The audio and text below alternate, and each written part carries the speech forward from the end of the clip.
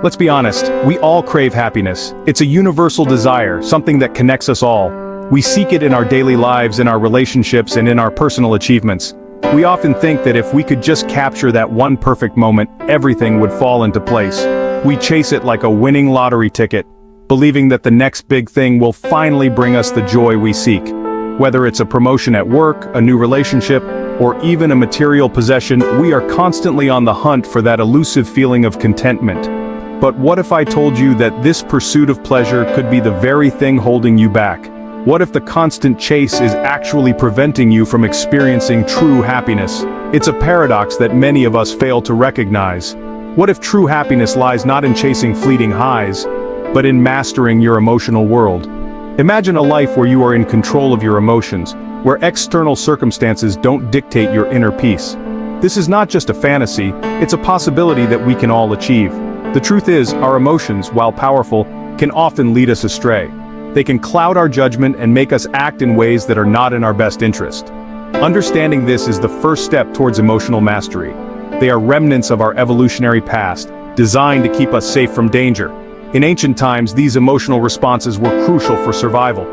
Fear kept us alert to predators, and anger helped us defend our territory. But in today's world, these ancient responses can trap us in cycles of stress, anxiety, and dissatisfaction.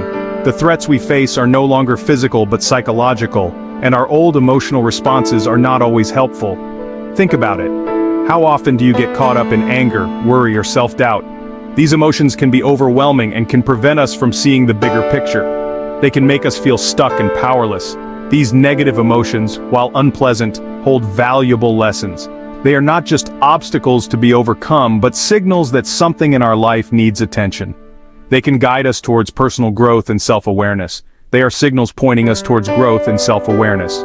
By paying attention to these emotions, we can learn more about ourselves and what we truly need to be happy. This process of self-discovery is essential for emotional mastery.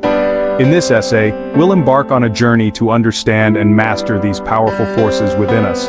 We'll delve into the science of emotions, explore practical techniques for managing negativity, and discover ways to cultivate lasting happiness. We'll explore practical techniques to manage negativity, cultivate lasting happiness, and ultimately live a more fulfilling life.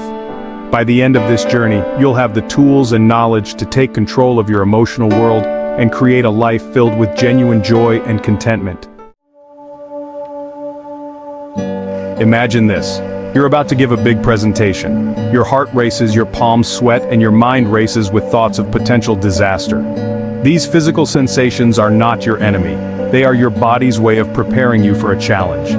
Emotions are like messengers, delivering vital information about how we experience the world. They are intertwined with our thoughts, behaviors, and even our physical well-being. Learning to understand these signals is the first step towards emotional mastery. Think of anger as a blazing fire. It can be destructive if left unchecked, but it can also fuel positive change. Sadness, like a gentle rain, allows us to process loss and connect with empathy. By recognizing and accepting our emotions without judgment, we can begin to harness their power for growth. Imagine a caveman encountering a saber-toothed tiger. Fear kicks in, triggering the fight-or-flight response. This surge of adrenaline helps him either fight the beast or flee to safety. Fast forward to today. You're stuck in traffic, late for an important meeting. That same fear response activates, even though there's no immediate threat to your survival. Our emotional brains haven't quite caught up with modern life. We're wired to overestimate threats and react quickly, even when a calm, measured response would be more effective. Think about it. That critical email from your boss, the social media post that triggers envy, even the news headline that sparks outrage, all trigger ancient survival mechanisms that are often mismatched with the reality of the situation. Understanding this evolutionary hangover is key to breaking free from its grip. Section 4. The hedonic treadmill. Why more isn't always better. We live in a society that constantly tells us we need more money, more possessions, more status to be happy. Advertisements bombard us with images of luxury and success, making us believe that acquiring these things will lead to a better life. The allure of the latest gadgets, the newest fashion trends, and the most prestigious job titles can be incredibly tempting. But here's the catch. That new car smell fades, the thrill of the promotion wears off, and we're left wanting more.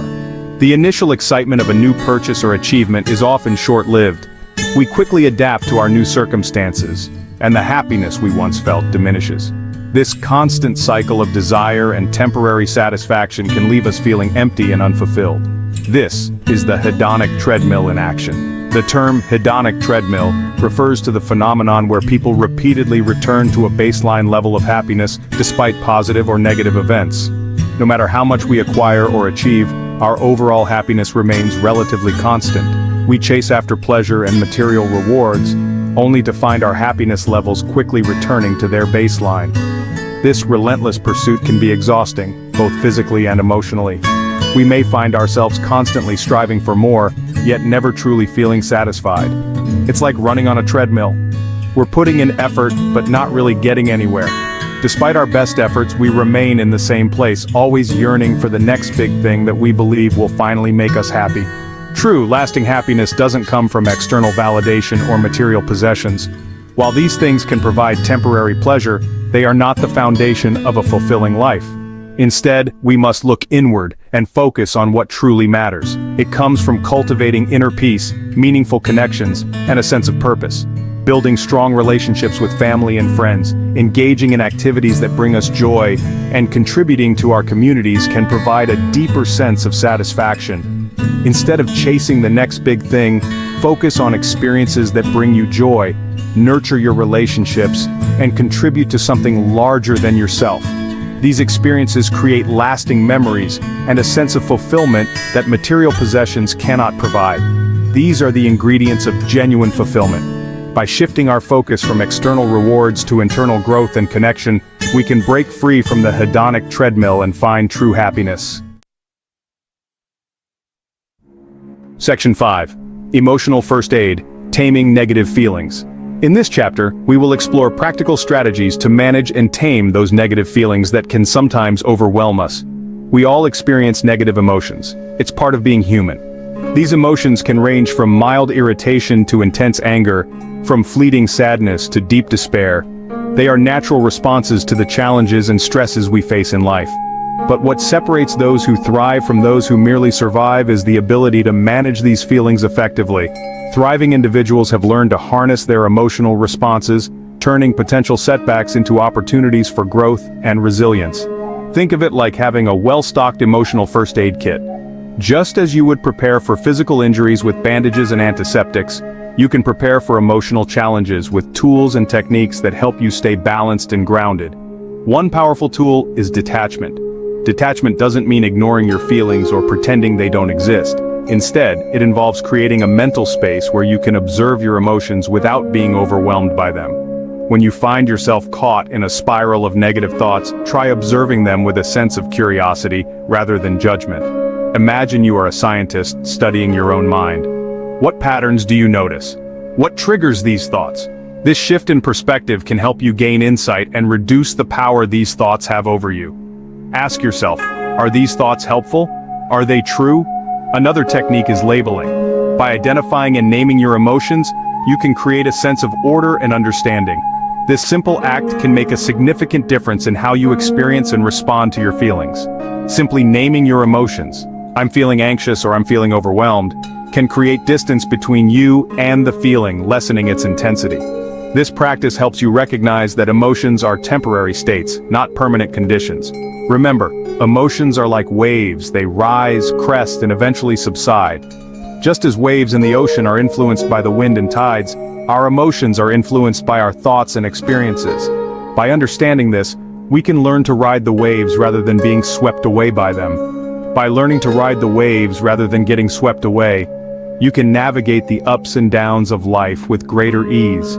Embracing these techniques and incorporating them into your daily routine can help you build emotional resilience, allowing you to face challenges with confidence and grace. Remember, it's not about eliminating negative feelings, but about managing them in a way that they no longer control you.